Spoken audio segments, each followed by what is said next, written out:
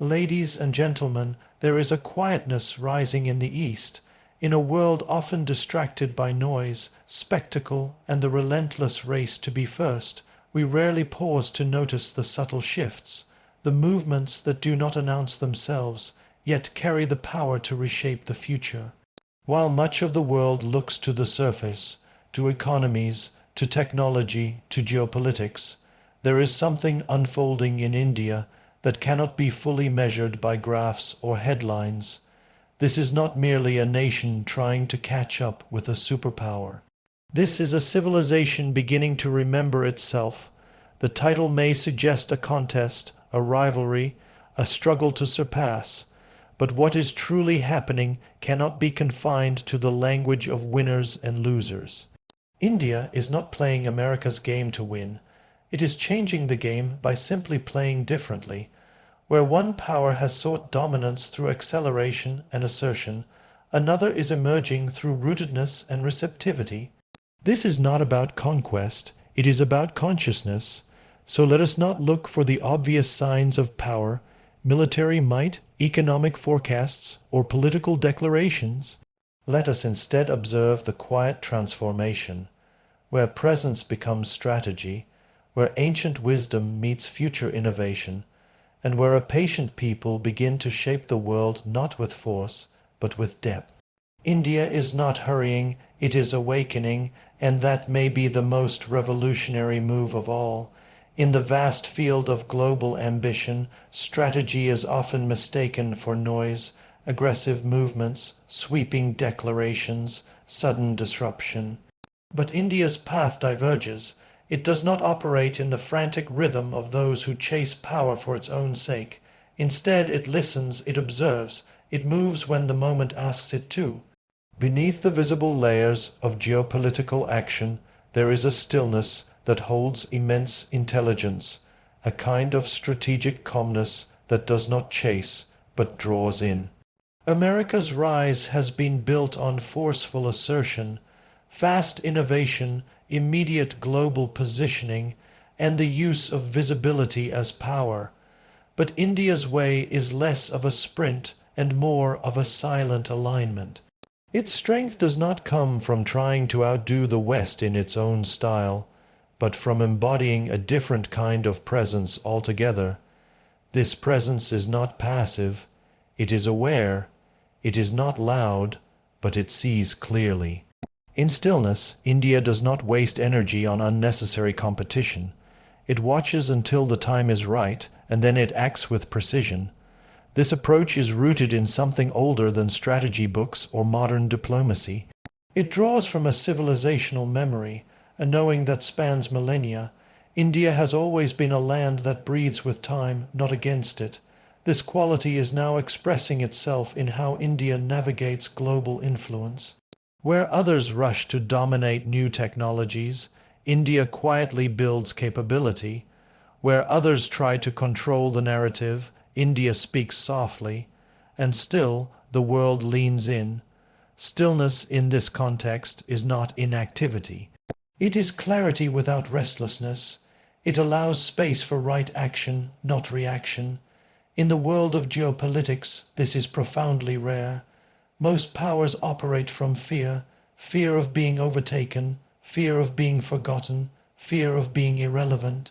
From fear arises constant motion, constant noise, but India's strength is in its trust, trust in its direction, trust in its timing, trust in the intelligence of its own unfolding. We can see this reflected in India's global posture.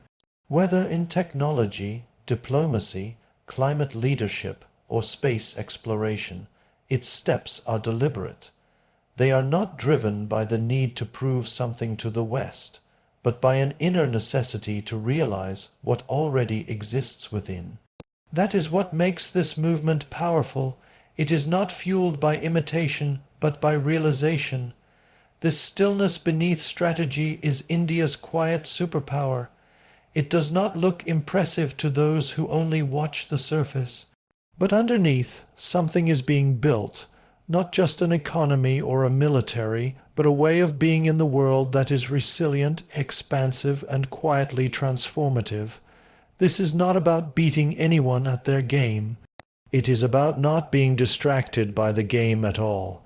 And in that space of deep, unwavering presence, something astonishing is beginning to unfold. In much of the modern world, power has become entangled with personality, leadership with ego. The narrative of success, particularly in the West, has been shaped by the myth of the individual, the disruptor, the visionary, the singular figure who breaks the mold and bends reality through will. This ego-driven framework has created nations that celebrate control, competition, and individual triumph as the peak of progress. But India is offering a different rhythm, one that flows not from the personal ego, but from the collective presence of its people. India's rise is not defined by a single face or voice. It is not centered on a towering figure who embodies national ambition. Instead, it is diffuse, expansive, and deeply communal.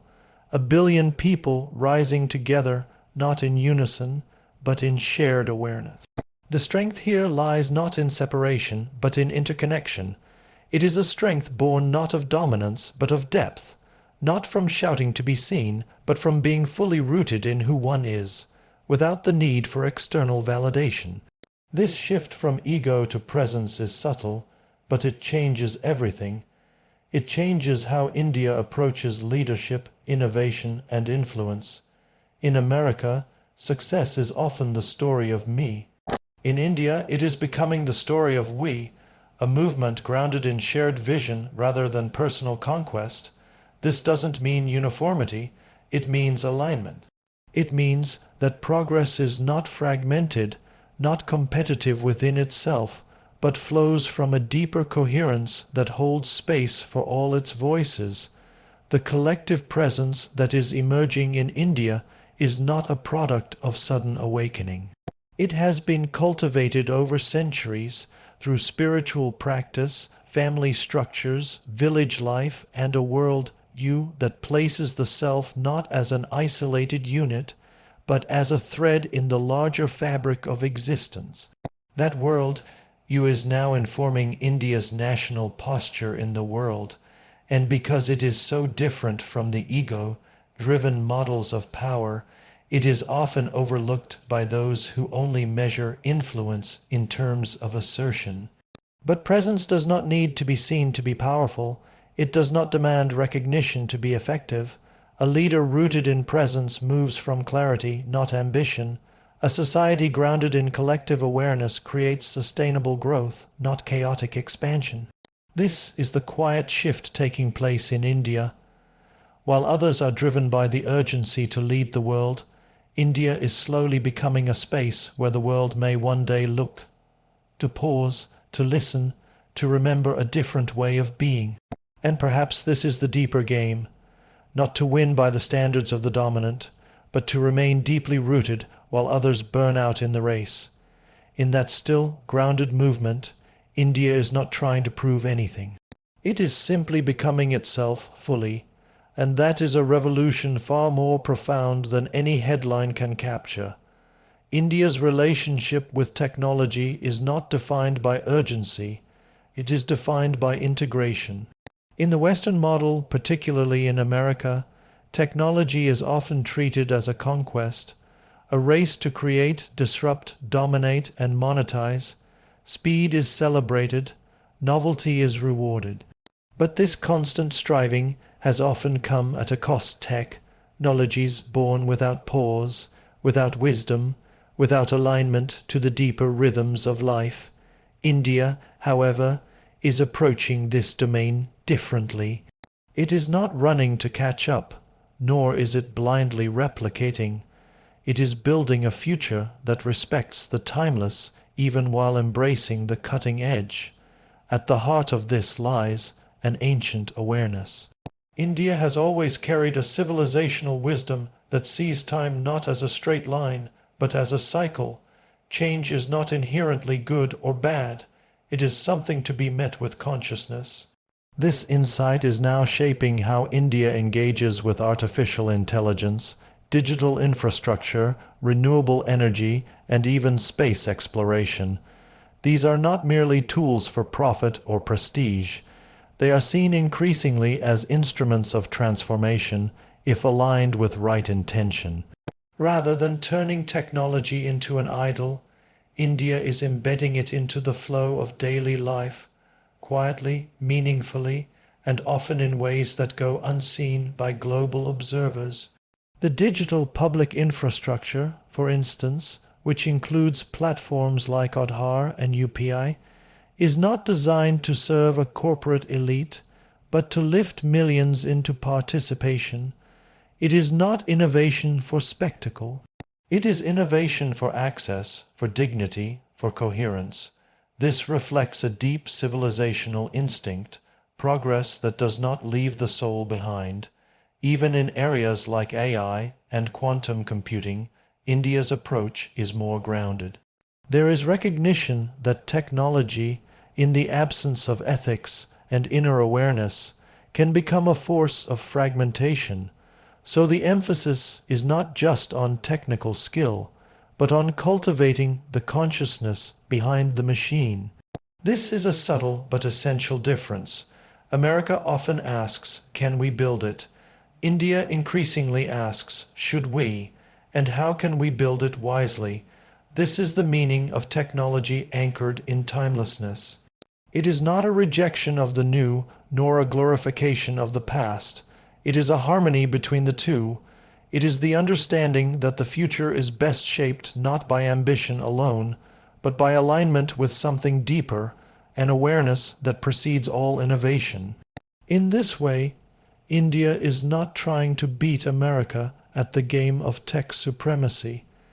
It is quietly changing the game, not by racing ahead, but by going deeper, not by louder inventions, but by more conscious ones. The result may not look impressive at first glance to those conditioned to see power only in speed, but over time, a technology that is fused with timeless wisdom becomes not just functional, it becomes transformational. It serves not the ego, but the evolution of society, and that perhaps is the truest innovation of all. In a world where dominance is often projected through volume, military presence, economic leverage, cinematic spectacle, there exists another form of influence that does not arrive with fanfare, but seeps quietly into the fabric of culture. This is soft power, and India's mastery of it is neither loud nor accidental. It is organic, growing not from intention to impress, but from the simple act of being itself. While America has long ruled the global narrative through its media, brands, and symbols of freedom and success, India is touching the world in a gentler, more enduring way through presence, through depth, through subtle resonance. You will not always see Indian influence on the front pages of global newspapers. It does not insist on being noticed, yet it is present everywhere.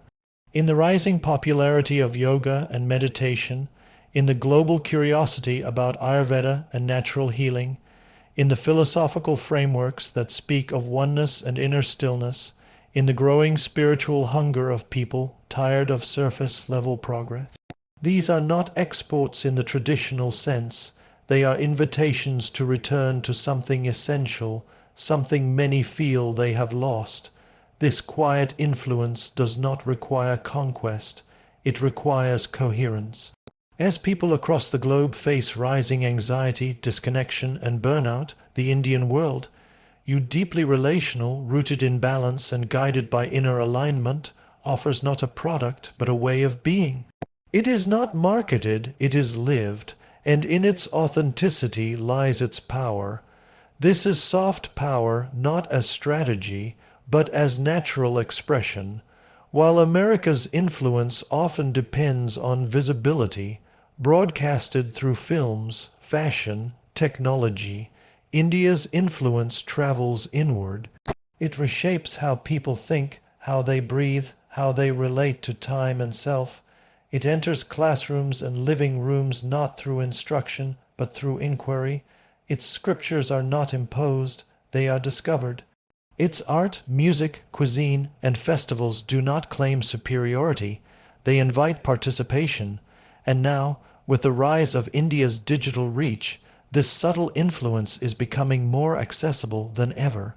From scholars rediscovering Sanskrit texts, to global institutions referencing Indian economic models, to the soft cadence of Indian English in global boardrooms, something is shifting, yet it is not triumphalist. India's soft power does not seek to overshadow, but to illuminate. This quiet game of culture, of values, of spirit is not measured in GDP or global rankings. It is measured in transformation. When people around the world begin to pause, to reflect, to explore inwardly, they are not necessarily following a nation. They are resonating with a deeper current that India has long carried, and that resonance, though soft, is unmistakable.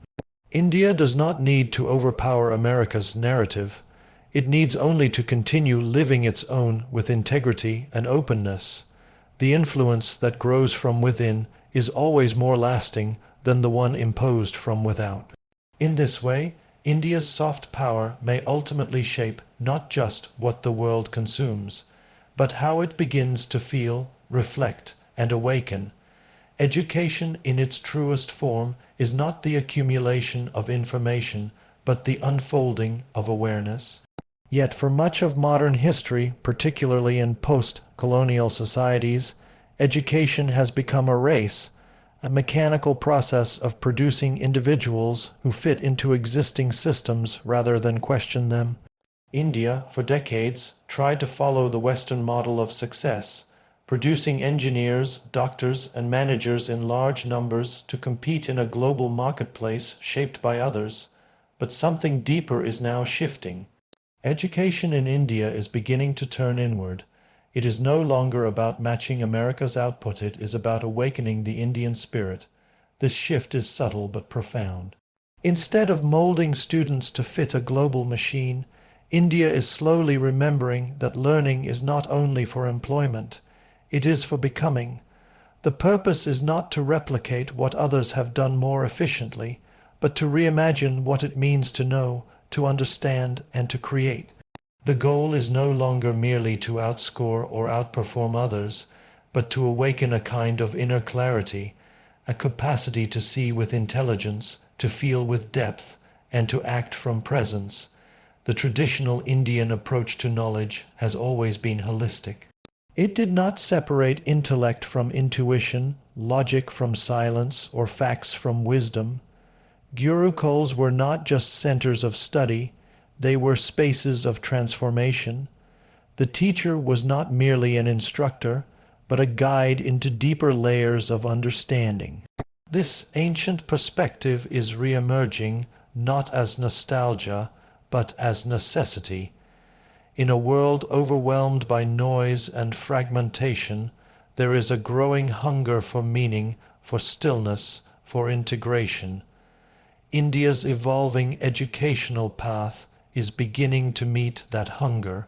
New initiatives are placing value not only on science and mathematics, but also on philosophy, creativity, and indigenous knowledge systems. Meditation and mindfulness are entering classrooms, not as spiritual rituals, but as tools for mental clarity and emotional resilience. Dialogue is beginning to replace rote memorization. Local languages and traditions are being restored, not to resist globalization, but to root students in who they are before they go out into the world. This is not about rejecting the West, it is about remembering the self. While America has mastered the game of external achievement, India is beginning to teach a deeper lesson, that knowing who you are is more powerful than knowing how to win. That stillness is not the opposite of progress, but its foundation. That education is not a ladder to climb, but a space to awaken. As this transformation continues, the question will not be how many graduates India can produce, but how many awake, conscious beings it can nurture. Beings who not only innovate but uplift, who not only compete but connect, And in doing so, India may no longer need to beat America at its game, because it will have changed the purpose of the game entirely. From performance to presence, from proving to realizing, from success to truth, the idea of beating another nation often comes from a mindset rooted in duality, winners and losers, strong and weak, superior and inferior. This thinking has dominated global power structures for centuries.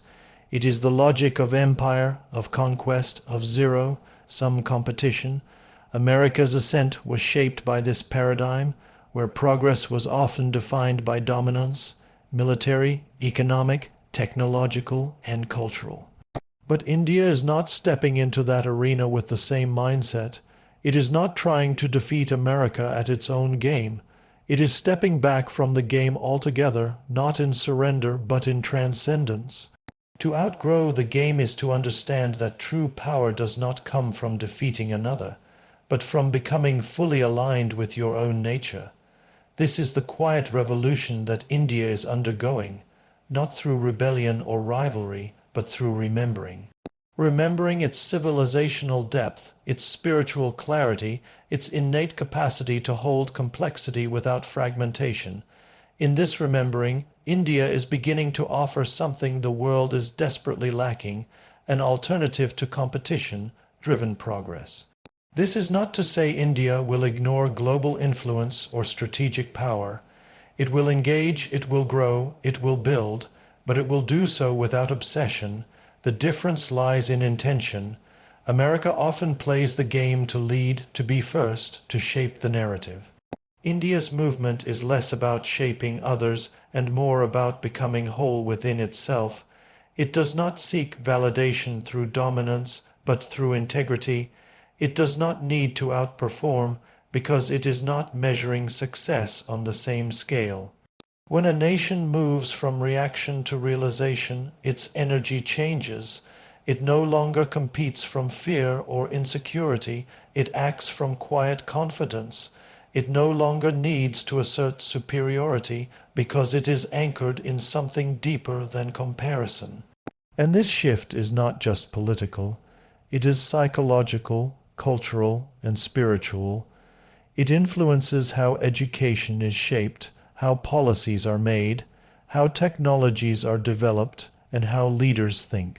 It reflects an inner maturity.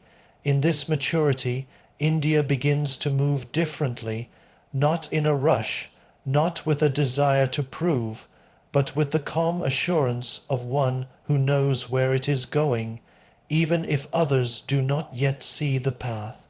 It recognizes that the greatest empires are often undone not by enemies, but by their own imbalance, and the greatest civilizations endure not through conquest, but through coherence.